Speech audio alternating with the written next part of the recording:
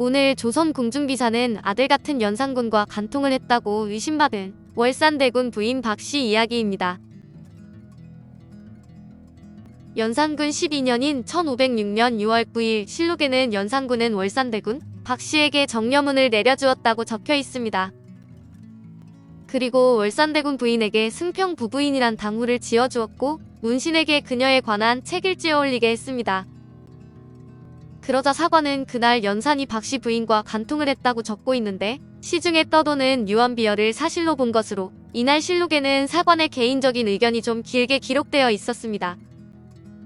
연산군 일기 예순독관 연산 12년 6월 9일 정사 세 번째 기사 1506년명 정덕 1년 절부효부를 정려하는 전교를 하다. 전교하기를 절부효부는 반드시 정려를 해야 한다. 이정의 처가 소예왕후께서 미령하실 때 곁에서 모시기를 게을리하지 않았고 평시에 시봉할 때도 뜻을 어김이 없었으며 또 충궁을 교양할 때도 사랑하여 불보기를 자기가 낳은 자식같이 하였으니 마땅히 포양하는 은자를 내려 뒷사람들을 권장해야 하겠다 하고 이어 또 전교하기를 승평부 부인의 부인이란 글자 위에 대자를 더 넣어 도서를 만들고 문신에게 책무를 짓도록 하라 하였다. 사시는 논한다.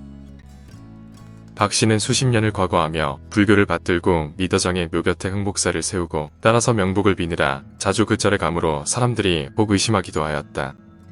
왕이 박씨로 하여금 그 집에서 세자를 복양하게 하다가 세자가 장성하여 경복궁에 들어와 거처하게 되면서는 왕이 박씨에게 특별히 명하여 세자를 입시하게 하고 드디어 간통을 한 다음 은으로 승평부 대부인이란 도서를 만들어 주었다.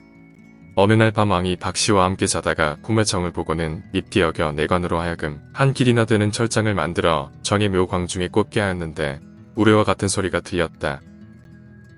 사관이 세상에 떠도는 소문을 굳이 기록한 이유는 유교가 국시였던 조선에서 불교를 신봉한 월산대군의 부인 박씨는 좋은 평가를 받지 못했기 때문입니다.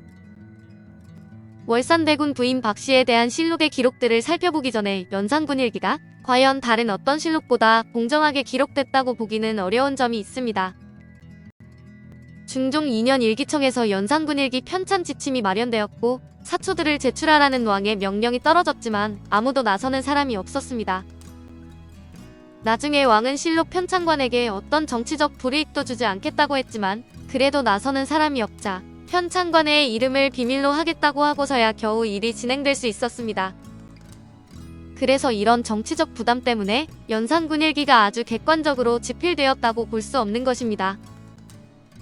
집필한 사관의 시각은 철저히 반정 세력의 입맛에 맞게 기술될 수밖에 없었고 잘한 일보다는 못한 일을 크게 다루었습니다. 특히 월산대군 부인 박씨에 대한 기록들은 사실에 근거한 이야기보다는 소문들이 많았는데 월산대군은 세조의 큰아들인 의경세자의 맏아들이었습니다. 월산대군은 성종의 형으로 문장과 시가 뛰어났는데 동생이 왕으로 있는 동안 정치에는 전혀 관심을 두지 않고 문객들과 어울려 풍류를 즐겼습니다. 성종은 월산대군의 사저였던 당시는 연경궁이었던 덕수궁을 자주 방문해 형제끼리 우의를 다졌고 월산대군은 경기도 고향의 북촌에도 별장을 짓고 한양의 정치적 소용돌이에서 자신을 숨겼습니다. 월산대군은 건강이 좋지 못해 결국 36세 젊은 나이로 숨을 거두었는데 월산대군의 부인 박씨는 미모가 출중했던 것으로 알려져 있습니다. 그래서 종종 그녀와 관련된 추문들이 따라다녔는데 남편이 죽자 여종과 동성애를 즐긴다는 소문도 있어 임금 성종은 그 소문을 확인하게 하기도 했습니다. 독실한 불교 신자였던 그녀는 남편이 죽은 뒤 남편의 명복을 빌기 위해 흥복사를 짓기도 했는데 성종 임금은 조정 대신들의 반대에도 불구하고 형수의 불사 건립에 도움을 주었습니다. 월산대군 부인 박씨에 대한 유신들의 반대는 그녀에 대한 이상한 소문으로 변질되어 혼자 사는 여인의 마음에 상처를 입혔습니다. 연산군은 어린 시절 병이 나면 사가로 피접을 갔는데 그곳이 바로 월산대군의 집인 덕수궁으로 잔병 치레가 많았던 연산군은 어린 시절 대부분을 월산대군의 집에서 보냈습니다. 그래서 월산대군 부인 박씨는 어머니가 없는 연산군에게는 어머니 같은 존재였는데 연산군은 박씨 집에 세자를 양육하게 했습니다. 그리고 세자가 장성하여 경복궁에 들어오자 함께 들어오라 명했는데 어머니 없이 자란 연산군에게는 박씨가 어머니와 마찬가지였습니다. 소문에는 연산이 박씨에게 벌 내 방 한 칸을 주어 살게 한 다음 자주 처소를 방문하여 간통을 했고 그녀에 대한 고마움으로 거표지가 은으로 쌓인 책을 제작해서 주었다고 합니다. 하지만 폭군도 죄책감은 있었는지 박 씨와 함께 자다가 꿈에 월산대군 이정이 보인다고 내관을 시켜 이정의 묘 가운데 긴 창을 뽑게 하였는데 그때 천둥과 번개가 대궐 주위를 시끄럽게 했다고 적고 있습니다. 다분히 폭군에 대한 비난을 그린 동시에 사실이 확인되지 않은 소문에 불과한 글이지만 연산군 폭정과 도덕성의 흠집을 내기에는 아주 좋은 이야기인 셈입니다.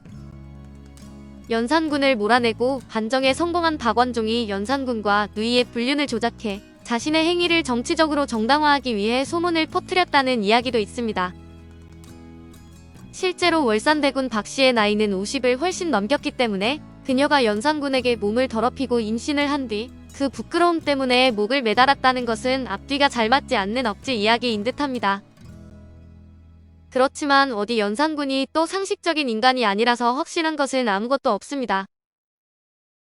오늘 조선 궁중비사는 아들 같은 연산군과 간통을 했다고 의심받은 월산대군 부인 박 씨 이야기였습니다.